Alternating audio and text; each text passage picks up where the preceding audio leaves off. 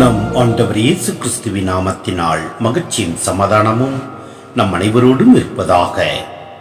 மத்தேயு 6:19-23 முடிய.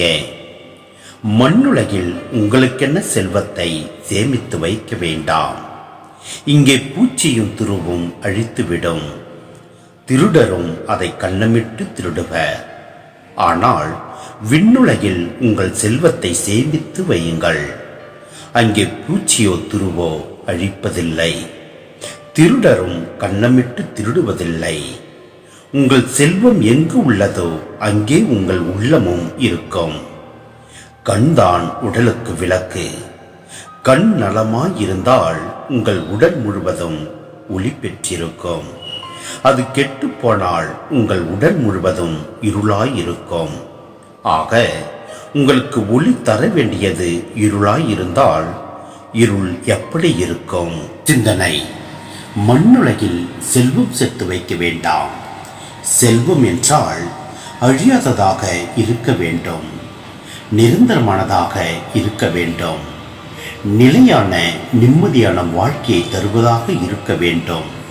ஆகவே காணாமல் போய்விடுவதும், பூச்சி அரித்து விடுவதும், நிம்மதியை குலைத்து விடுவதும் செல்வமாக இருக்க முடியாது. பவுலடியார் அருமையான விளக்கம் தருகிறார். உண்மையில் என்னை பொறுத்த மட்டில் என் ஆண்டவராம் கிறிஸ்து இயேசுவை பற்றிய அறிவே நான் பெறும் ஒப்பற்ற செல்வம். பிலிப்பியர் 3:8 நாம் பார்க்கின்றோம். ஒப்பற்ற செல்வமாம் கிறிஸ்துவை பற்றிய அறிவிலும் அவருக்கு உகந்த வாழ்க்கை வாழ்வதையும் அதிலே கிடைக்கும் மன நிறைவையும் நிம்மதியையும் செல்வமாக கருதி அதை சேமிப்பதில் கண்ணும் கருத்துமாய் இருக்க சொல்கிறார். இந்த செல்வத்தை யாரும் களவாட முடியாது, எந்த பூச்சியும் அழிக்காது, எதை பற்றியும் கவலை இருக்காது. மண்ணுலகில் செல்வம் சேர்ப்பதில் நேரத்தையும் திறமையையும் வாழ்க்கையை செலவிட்டுவிட்டு செல்வம் சேர்த்த பின் வாழ்க்கையை இழந்து நிற்கும் மனிதனை என்ன சொல்ல? சிரிப்பதா அழுவதா?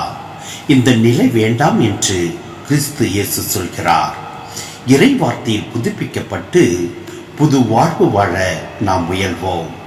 எல்லாம் அல்ல இறைவன் நம்மை நிறைவாய் ஆசீர்வதிப்பார். ஆமென்.